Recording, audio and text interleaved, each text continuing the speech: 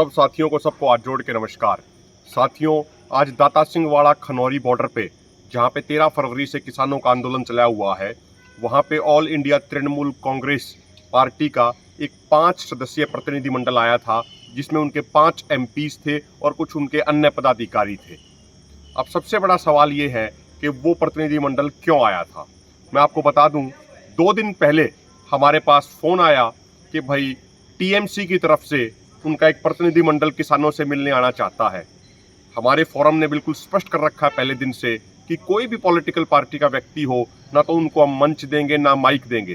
तो उस प्रतिनिधिमंडल ने ये कहा कि हम भाषण देने के लिए नहीं आ रहे, हम किसानों से मिलने के लिए और एमएसपी गारंटी कानून के मुद्दे पे विचार चर्चा करने के लिए आना चाह रहे हैं। तो हमने अपने तमाम साथियों से बातचीत करी और उसके बाद उनको कहा कि आपका स्वागत है, यदि आप किसान बन के समर्थन करने आना चाहते हैं, यदि आप उस मुद्दे पे बातचीत करना चाहते हैं तो आपका स्वागत है। तो आज 5 सदस्यीय प्रतिनिधिमंडल उनका आया था, जिसमें 5 एमपी थे। डेरेक ओब्रायन जी थे, सागरिका घोष थी, डोला सेन थी, साकेत गोखले थे और मोहम्मद नदीमुल हक थे। और उस प्रतिनिधिमंडल ने यहाँ पे आने के बाद वो जगह भी देखी जहाँ पे शुभकर्ण सिंह को गोली मारी गई थी हरियाणा पुलिस द्वारा। उन्होंने वो टूटे हुए ट्रैक्टर और गाड़ियाँ भी देखी जो भाजपा सरकार द्वारा किसानों की तुड़वाई गई थी। उन्होंने वो सारी चीज़ें अपनी आंखों से देखी। उसके बाद उस प्रतिनिधिमंडल ने फ़ोन के माध्यम से ममता बनर्जी जी की बात हमारे किसान लीडर जगजीत सिंह डल्लेवाल जी से कराई, मीडिया के सामने कराई, पब्लिकली कराई, ओपनली कराई। तो ममता बनर्जी जी ने भी यही कहा कि भाई हमारी पार्टी के 42 सांसद हैं, 29 लोकसभा के और 13 राज्यसभा के।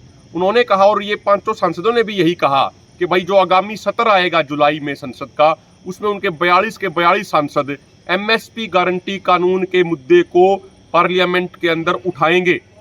हमने उनको पूरा एक विस्तृत चिट्ठी भी दी एमएसपी गारंटी कानून के मुद्दे पे कि एमएसपी गारंटी कानून ना होने से किसानों को नुकसान क्या हो रहा है, एमएसपी गारंटी कानून बनाने में खर्च कितना आएगा, एमएसपी गारंटी कानून के क्या क्या फायदे होंगे। पूरी वो विस्तृत तरीके से लगभग 1.25 घंटे तक उन तक बातचीत हुई। और साथियों, एक बात समझने की जरूरत है कि इस आंदोलन ने और 2020-21 के आंदोलन ने, इन दोनों आंदोलनों ने एक स्पष्ट संदेश पूरे देश में दे दिया है, पूरे राजनीतिक वर्ग को दे दिया है कि अब किसान वो ताकत बन चुका है जिसको राजनेता नजरअंदाज नहीं कर पाएंगे। आपने देखा होगा बीजेपी के बारे में भी एक दैनिक भास्कर में बड़ी रिपोर्ट छपी थी, जिसमें उन्होंने कहा कि बीजेपी ने अपनी इंटरनल मीटिंग में स्वीकार किया कि किसानों के आंदोलन के कारण उनको बड़ा नुकसान हुआ है। और सबसे महत्वपूर्ण बात, कुछ लोग कहते थे जब हमने 13 फरवरी का आंदोलन शुरू किया था, कुछ लोग विरोध करते थे इस आंदोलन का, लोगों को बहकाने की, बरगलाने की कोशिश करते थे कि ये सही समय नहीं है, इससे सरकार को फायदा हो जाएगा, पता नहीं क्या क्या वाहियात की बातें, बकवासबाजी करते थे। लेकिन इन चुनाव नतीजों ने ये दिखा दिया कि एसकेएम गैर राजनीतिक और किसान मजदूर मोर्चा ने जो 13 फरवरी को आंदोलन शुरू किया था, वो आंदोलन करने का तरीका भी सही था, उसका समय भी सही था, अप्रोच भी सही थी और रणनीति भी सही थी।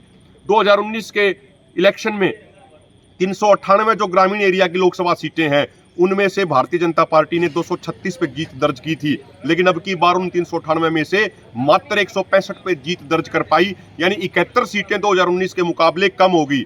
गाँव में कौन रहता भाई? किसान और मजदूर रहते हैं। तो जो जुल्म और ज्यादती जो किसानों के ऊपर 2020-21 के आंदोलन में और 2024 वाले आंदोलन में करी गई किसानों के ऊपर भारतीय जनता पार्टी की सरकार द्वारा, उसे पूरे देश के किसानों में गुस्सा उठा। और गुस्सा उठने का परिणाम ये रहा कि पिछले इलेक्शन के मुकाबले भारतीय जनता पार्टी की सीटें 63 कम हो गई, 303 से घट के वो 240 पे आ गए।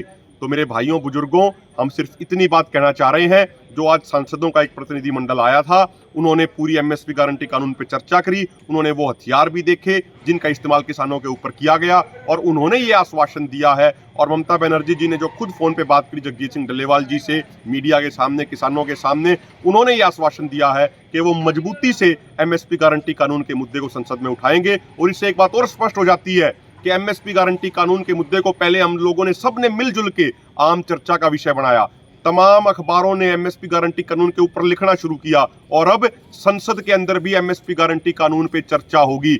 यानी जो देश की सबसे बड़ी पंचायत है, उस देश की सबसे बड़ी पंचायत में भी अब इस मुद्दे पे चर्चा होगी। और चर्चा होने के बाद आपको विश्वास दिलाते हैं, आप ऐसे ही साथ देते रहिए, एमएसपी गारंटी कानून भी बनेगा। जय जवान जय किसान।